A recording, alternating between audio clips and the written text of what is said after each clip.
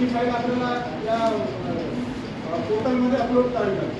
तर कोणताही एखादा दावा घेतला, एखादी WS घेतलं किंवा एखादं ॲप्लिकेशन घेतलं तर ते कमीत कमी 15 ते 20 पेजेसपर्यंत राहतं आणि त्याच्यामध्ये प्रत्येक पेज हे स्कॅन करावं लागतं.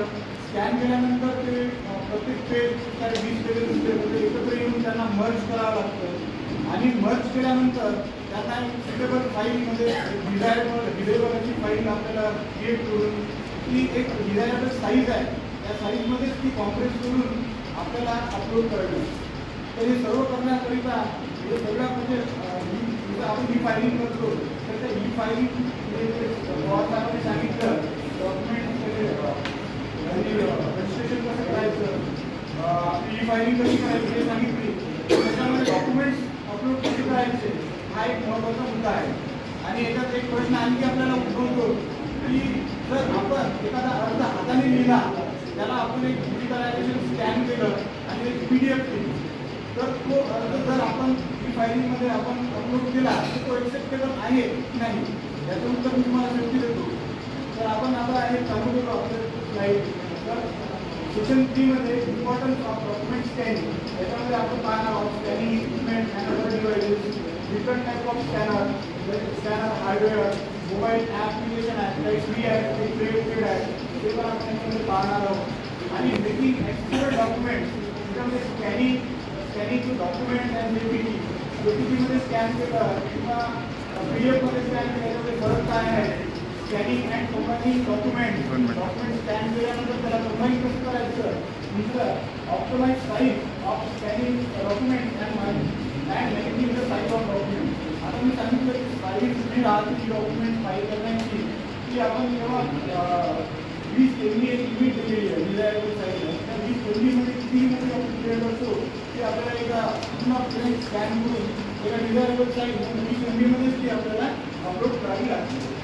आणि नंतर आहे अपलोडिंग डॉक्युमेंट या टॉपिकवर आपण सविस्तर माहिती पाहणार आहोत. तर आता हे जे सगळे डॉक्युमेंट्स आहेत आता त्याच्यामध्ये तो आपण स्कॅनिंग इक्विपमेंट आणि अदर डिव्हाइसेस. आता स्कॅनिंग डिव्हाइसेसमध्ये स्कॅनर काय करतं. Scanner is a device allow to digitalize physical document. आपल्याजवळ जे काही फिजिकल डॉक्युमेंट असलं तर हे स्कॅन करून आपल्याला एक डिजिटल डॉक्युमेंट PDF स्वरूपात किंवा जे एक्सेप्टेबल फॉर्मेट असेल त्या फॉर्मेटमध्ये आपल्याला डॉक्युमेंट करावं लागतं. तर त्यासाठी प्रिंटर्सचे काही प्रकार स्कॅनरचे काही प्रकार तिथे आपल्यासमोर दिसत आहे.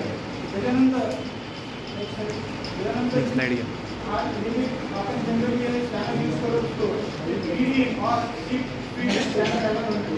तर याच्यामध्ये कसं आहे याच्यामध्ये एका वेळेस एक पेज स्कॅन होत असतो आणि याला बुक किंवा आपली खूप सारी प्रिंट राहिली तर ती प्रत्येक पेज सेपरेटली स्कॅन करावं लागतं. हे टाईम कन्झ्युमिंग आहे. आणि त्याच्यानंतर हे आहे पॅकेट स्कॅनर. त्याच्यामध्ये 2 साईड स्कॅनर आहे. त्याच्यामध्ये जे डेट दिलं राहतं तिथं आपण एक पूर्ण प्रिंट ठेवली ती ॲटोमॅटिकली घेते आणि खाली स्कॅन करून खालच्या साईडमध्ये सोडून देते. हे असे स्कॅनर आपल्याला स्कॅनर खूप सारे आहेत परंतु हे 2 स्कॅनर आपल्याला ते आपल्या ई फायलिंग संबंधित PDF जनरेट करतो आपण डॉक्युमेंट स्कॅन करतो संबंधित हे आहे. आणि आता स्कॅनरमध्ये आपण पाहतो बरेचसे ॲडव्होकेटजवळ स्कॅनर एवढा सेटअप अवेलेबल नसते तर काही मोबाईल ॲप्स आहेत. त्या मोबाईल ॲपद्वारे पण आपण बेस्ट एक PDF जनरेट करू शकतो जी डिझायरेबल राहते साईजमध्ये पण व्ह्युएबल राहते आणि एक चांगली PDF आपण मोबाईलच्या स्कॅनरने सुद्धा क्रिएट करू शकतो. तर याच्यामध्ये काही फ्री ॲप्स आहेत ॲप्लिकेशनच्या मोबाईलचे आणि एक पेड ॲप्लिकेशन आहे.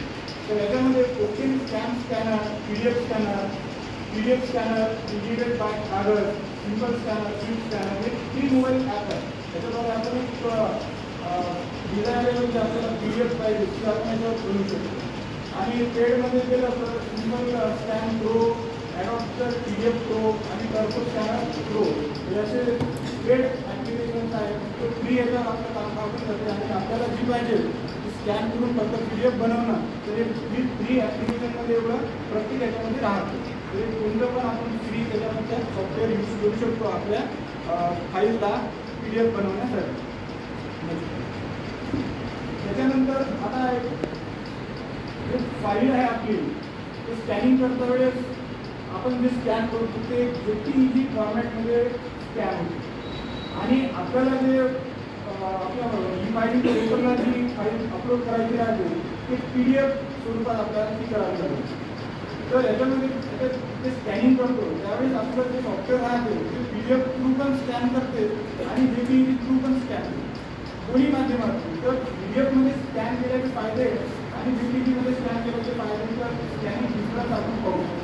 जसं PDF द्वारे जर आपण फाईल सिलेक्ट केली स्कॅन बाय PDF तर त्याच्यामध्ये काय होते मल्टिपल PDF हे स्कॅन आणि एक सिंगल फाईल तयार होते.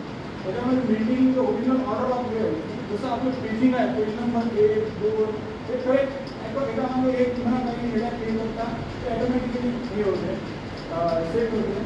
त्याच्यानंतर त्याचं जे OCR राहते OCR म्हणजे PDF मध्ये एखादा आपली PDF आहे आपण फोटो काढला तर त्याच्यामध्ये एखादा जर वर्ड आपल्याला सर्च करायचा असला तर सर्च होते. OCR ही असं फॉर्मेट आहे की काय करते आपले जे पेज आहे ते पेज फॉर्मॅटमध्ये वर्क करते. त्याच्यामध्ये आपण समजा आपल्याला एखाद्या पार्टीचं नाव पाहिजे असेल आणि ते आपण सर्चमध्ये केलं त्या PDF मध्ये जिथे जिथे ते नाव येते ते हायलाईट होते. हे OCRचं फंक्शन त्याच्यात ती ऑर्डर वगैरे करायची असते किंवा काही आपल्याला एखादं नाव वगैरे पण सरांना ऑर्डर करायची असेल तर त्याच्यामध्ये आपण एक नाव किंवा एखादा टॉपिक सर्च करून तोच आपल्यासमोर येऊ शकतो. PDF मधला सुद्धा अशी प्रकारची OCR PDF असते आणि जी साधी PDF राहते ते आपण फोटो काढून अपलोड केली जाते त्याच्यामध्ये सर्च नाही. तर OCR पहिले चांगली PDF म्हणजे बेनिफिशियल राहते आणि आपल्या ई-फायलिंगमध्ये अलाउ आहे. तर म्हणजे PDF मध्ये स्कॅन केली तर हे बेनिफिट्स आपल्याला त्याच्यामध्ये दिसते. JPEG हे आपल्या ई-फायलिंगसाठी किंवा म्हणजे आयडियल फॉर्मेट नाही आहे आणि याच्यामध्ये JPEG मध्ये जर आपण स्कॅन केलं तर त्याच्यामध्ये जर तिथे सिंगल पेज येते आणि त्यांना मर्ज करून फार मोठा एरिया करू हे नॉट रेकमेंडेड आहे आपल्यासाठी. तर त्याच्यामुळे PDF मध्ये आपल्याला स्कॅन करणं हे खूप चांगलं राहते. त्याच्यानंतर आता आपण पाहिलं सगळे डॉक्युमेंट आपण आपल्याला स्कॅन केलेले आहेत. आपल्याकडे खूप सारे डॉक्युमेंट्स आपले जे पेजेस आहेत ते कमीत कमी 15 ते 20 पेजेस एका फोल्डरमध्ये खूप सारे आलेले आहेत आणि आता तिथे फोल्डर त्याची एक आपल्याला फाईल बनवून PDF, JPEG PDF हे असे टूल्स आहेत जे ऑनलाईन आणि हे सगळे फ्री आहे. हे सगळं आपल्याला एक चांगली आणि हाय क्वालिटी PDF आपल्याला देतो. आता त्याच्यामध्ये आहे meeting PDF scanning and combining document by mobile. आता बऱ्याचशा जणांजवळ स्कॅनर किंवा आपण सेटअप आपल्याकडे नसतो तर त्याच्यामध्ये आपल्याला एक मी जे रेकमेंडेड मी जे यूज करतो ते कागद मोबाईल ॲप्लिकेशन हे यूज करतो ते JPEG PDF आपल्याला कन्वर्ट करू शकतो. आता ही सिंपल प्रोसिजर आहे सगळ्यांना आपल्याला माहितीच आहे. त्याच्यामध्ये काय करायचं एक प्लॅन करतो किंवा आपण जी अपलोड करण्यासाठी तयार करतो PDF चांगल्या फॉर्मॅटमध्ये असली पाहिजे म्हणजे आपल्याला रिडेबल असली पाहिजे ते वाचता आली पाहिजे. तर ते बरोबर व्यवस्थित स्कॅन करण्यासाठी काही गोष्टी आहेत आपण त्याच्यामध्ये केलं पाहिजे. जसं रोड रिक्वेस्ट शॅडो नाही पाहिजे कोड पांढरा आहे हँडरायटिंग नोट्स नसल्या पाहिजे त्याला प्रोफिट नसलं पाहिजे आऊट किंवा पेजच्या दुसऱ्या साईडला क्रॉप झालेलं नाही पाहिजे अशी काही माहिती देण्याला आपण स्कॅन केला तो जसाचा तसा अर्ज अपलोड केला स्कॅनिंग आहे तो आणि तो आपल्या इथे आहे नाही संदर्भात तिथे एक दिलेली आहे की आपण हाताने लिहिलेला अर्ज स्कॅन